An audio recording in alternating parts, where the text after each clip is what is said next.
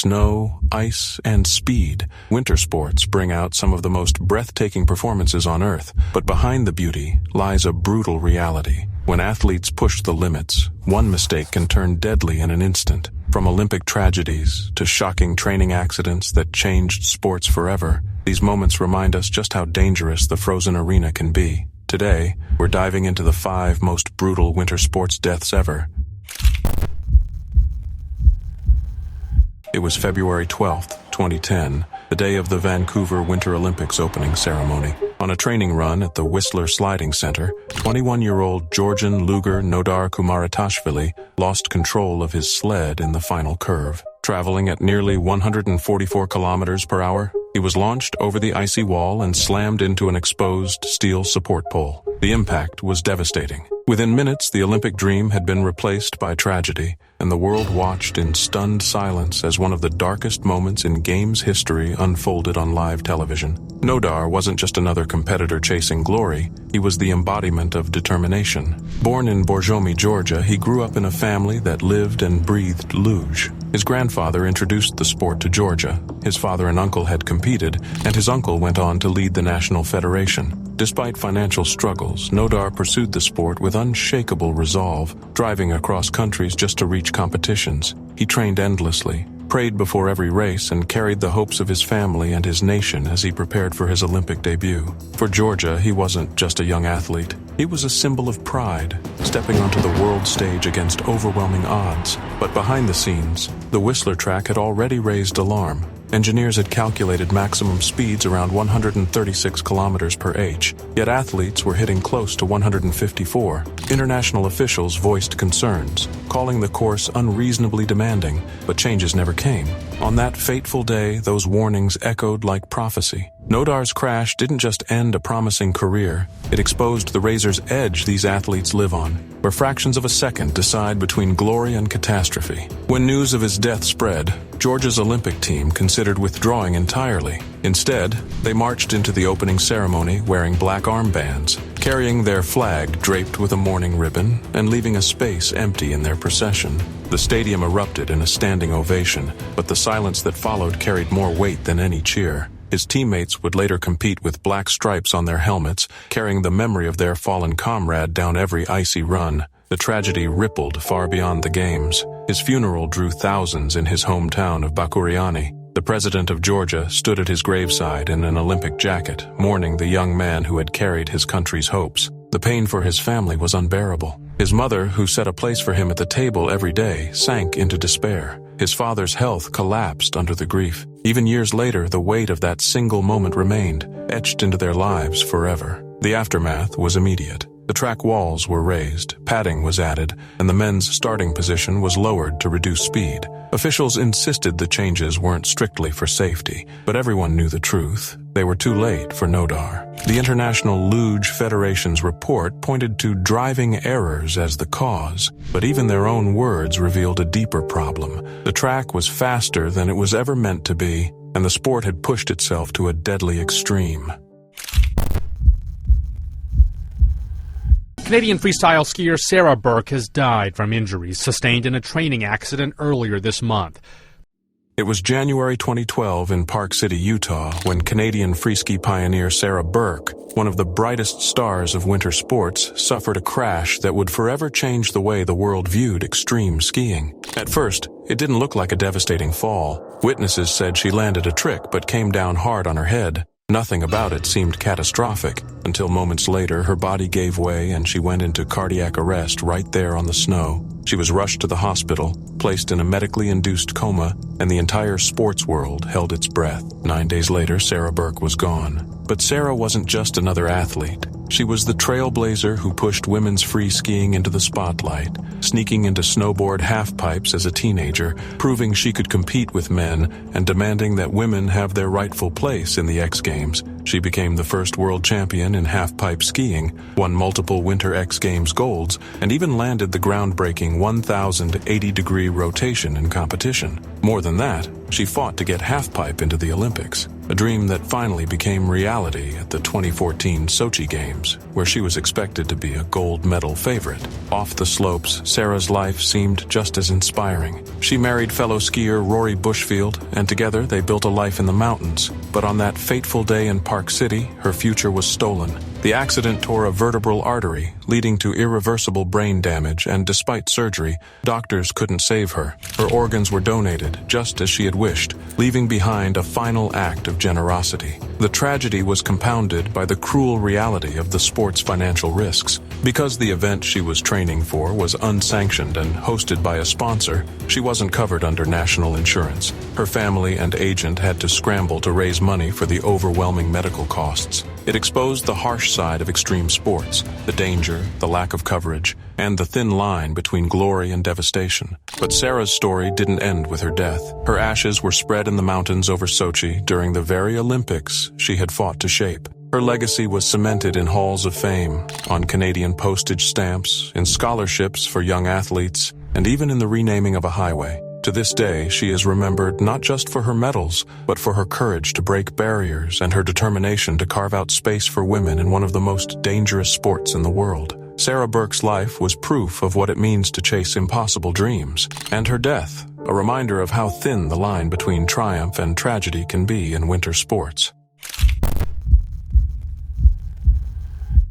A Swiss skier died during a practice run for the Olympics today, and there's some dispute over the circumstances of the accident. Speed skier Nicolas Bochatay was on a public slope getting ready for the finals.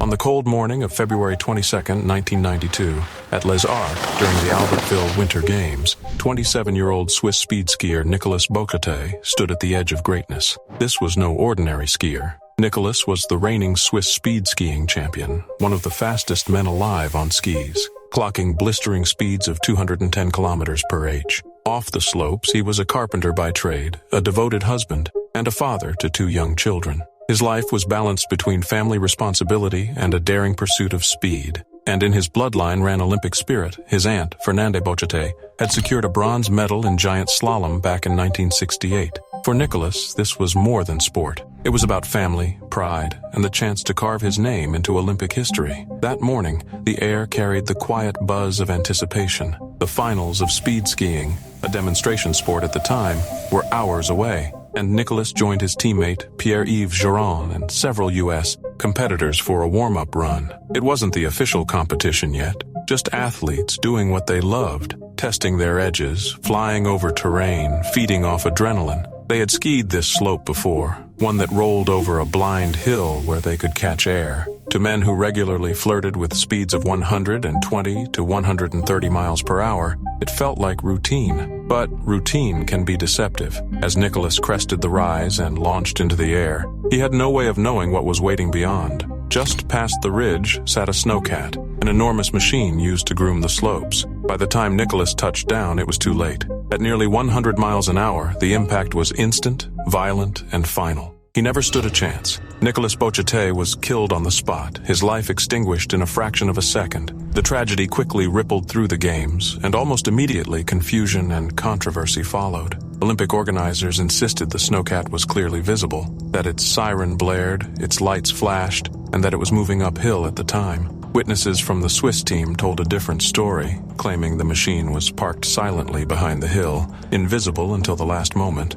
Others added that Nicolas had been wearing slalom skis, not his specialized speed skis, which may have affected his control during the warm-up run, but these were details that no longer mattered. One instant, one blind jump, and one of Switzerland's brightest talents was gone forever. His death carried an added layer of cruelty. Speed skiing itself was already considered one of the most dangerous winter sports, a breathtaking spectacle where athletes pointed their bodies straight downhill on nearly vertical runs, accelerating faster than cars on highways. Fans came to marvel at the bravery or madness of men and women willing to risk their lives for glory. Yet it wasn't the slope that claimed Nicolas. It wasn't a fall, a crash, or even the sheer speed of the descent. It was a snow groomer, a machine meant to maintain safety on the slopes, that dealt the fatal blow. At just 27 years old, Nicholas Bochatay became the third athlete in history to die at a Winter Olympics. His name joined the tragic legacy of Kazimierz Skrzypewski and Ross Milne, both of whom lost their lives at Innsbruck in 1964.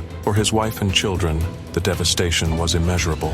One moment, they had a husband and father chasing Olympic dreams. The next, they were left with an unfillable void. For his teammates, the shock was equally profound. They had skied the same slope, taken the same jump. It could have been any one of them. The randomness of it made the loss harder to comprehend. Olympic medical staff confirmed the obvious. His injuries were too severe, his death instantaneous. There was no what if, no second chance. The incident also sparked debate about safety at the Games. Should athletes have been skiing on public slopes so close to heavy machinery? Should warm-ups have been better monitored? Should demonstration sports have received the same strict safety oversight as official events? Questions lingered long after the Games ended, and while procedures eventually tightened, none of it could erase the memory of that morning at Les Arts. For the wider sporting world, Nicholas Bochatay's death was a chilling reminder of the razor-thin line between triumph and tragedy in winter sports. Speed, after all, was his passion and his gift, but it was also what made every run a gamble. On that day, the gamble turned fatal. Not on the racecourse, but in the margins, where no one expected disaster to strike. His story is one of heartbreaking irony. A man who lived for speed, who prepared for the biggest run of his life, taken not by the mountain's dangers, but by a silent machine waiting beyond a hill. His name may not appear on Olympic medal lists, but his legacy remains etched in the icy annals of the Games, a warning, a tragedy, and a reminder that in winter sports, danger is never far away. Shane McConkey wasn't just another skier. He was the skier, a pioneer, an innovator, a man who seemed to defy gravity every time he strapped skis to his feet. Born in Vancouver but raised between places, he never really belonged anywhere, except on the mountain. After dropping out of the University of Colorado to chase his dream, McConkey carved a path no one else dared to follow. He wasn't just competing, he was rewriting what skiing could be. He starred in countless extreme skiing films, stunned audiences with his fearlessness, and even changed the very gear skiers used, designing rocker-style skis that transformed the sport forever. To his fans, he wasn't just an athlete, he was an icon of possibility. But with McConkey, it was never enough to just ski. He wanted more, he wanted to fly. And that's exactly what he set out to do when he fused skiing with base jumping, hurling himself off cliffs and mountain peaks, sometimes even performing flips before gliding away in a wingsuit. It was the perfect blend of two worlds, the precision of skiing and the raw freedom of flight. The risks were enormous, but to Shane, they were worth it. On March 26, 2009, in the Dolomite Mountains of Italy, McConkey prepared for what should have been another breathtaking feat. Cameras were rolling. His friends were watching. The plan was simple, at least for someone like him. Ski off the cliff, perform a double backflip, then release his skis and soar away in his wingsuit. It was a stunt he had mastered before, a routine in his extraordinary world. But this time, something went wrong. One ski refused to release. Instead of flying clean, McConkey was sent into a desperate spin. Seconds ticked by as he struggled, fighting to free himself. 12 seconds of free fall, a lifetime when the ground is rushing up to meet you. Finally, he managed to release the skis, but by then, it was too late. He was too low to deploy his parachute, too close to the earth to recover. Shane McConkey struck the mountain and was gone instantly. He was 39 years old. The news spread like an avalanche through the skiing world. This wasn't just another accident on the slopes.